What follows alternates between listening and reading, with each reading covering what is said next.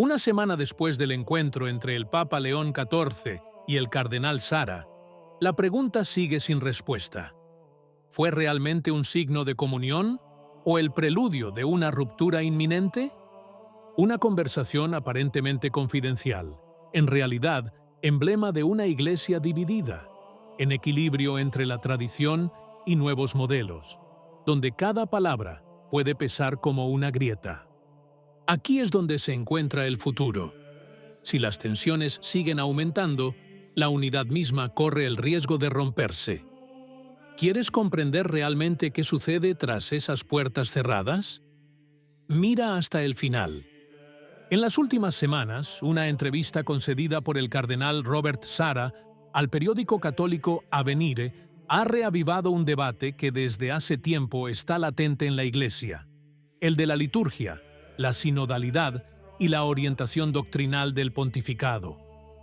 No es poca cosa que estas palabras se produjeran apenas unos días antes de la audiencia privada que el Papa León XIV concedió a Sara, uno de los prelados más emblemáticos del movimiento tradicionalista. El efecto fue inmediato. Las declaraciones rasgaron el velo del silencio y pusieron de relieve una tensión interna que ya no puede ignorarse.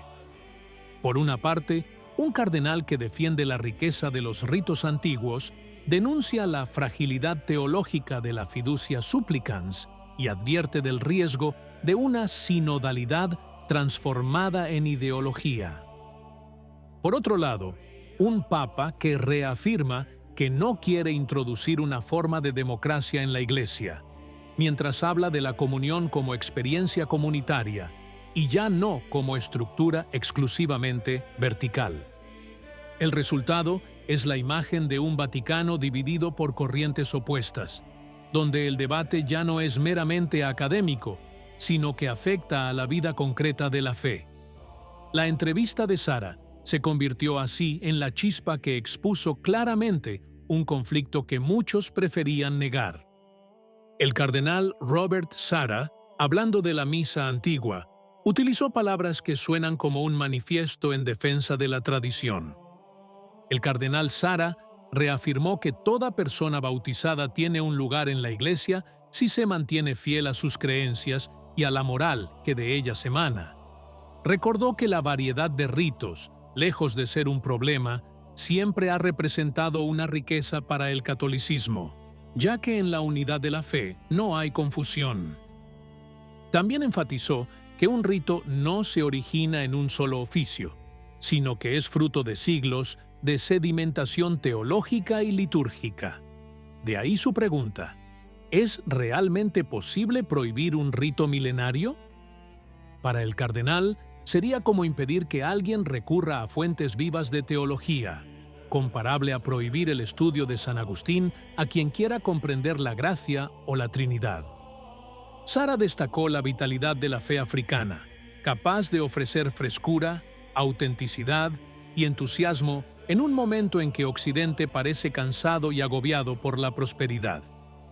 Recordó cómo la sangre de los mártires sigue siendo semilla de nuevos cristianos, subrayando que las comunidades africanas todavía hoy pagan un precio muy alto en términos de persecución y sacrificio.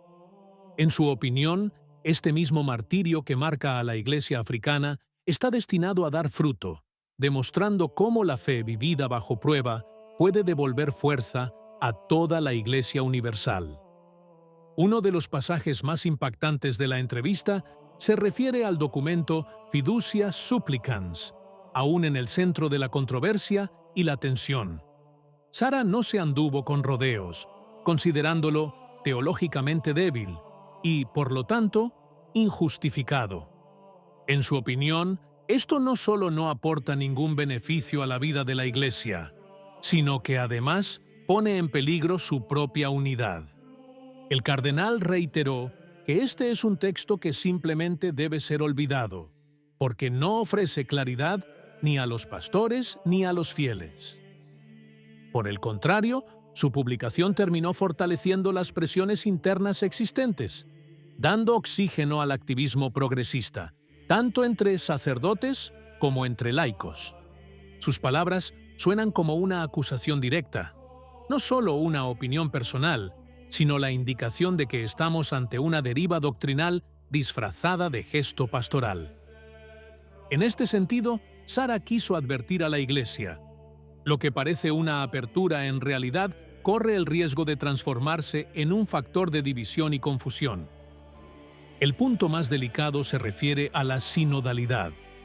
El cardenal Sara aclaró que no puede considerarse un fin, sino solo un medio.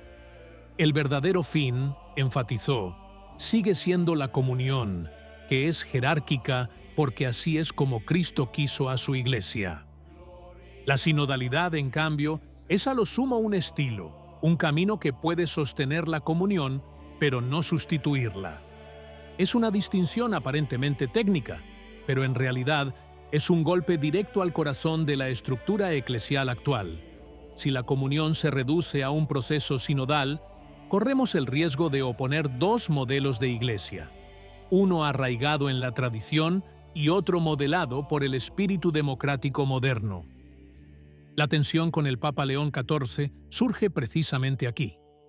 En una entrevista reciente con Crux, el pontífice afirmó que la sinodalidad no significa transformar la Iglesia en una democracia, sino que sigue siendo una forma de unirnos, construir comunidad y buscar la comunión juntos.